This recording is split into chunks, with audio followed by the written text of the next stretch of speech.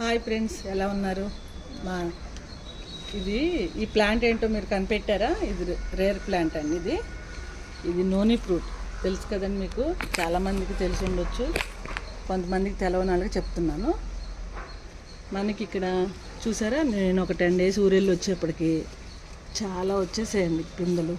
చూసారా, చూస్తుంటే ఎంత హ్యాపీగా అనిపిస్తుంది. చూడండి ఎన్ని పిందెలు ఉన్నాయో. చిన్న చిన్నగానే ఉన్నాయి. నేను వెళ్ళినప్పుడు 10 daysలో చూసారా కాయలు తయారైపోయినాయి. ఇంకొక 1 monthలో వస్తాయండి ఇవన్నీ. ఈ చిన్న చిన్నవన్నీ ఇంకొక 2 months పడతాయి.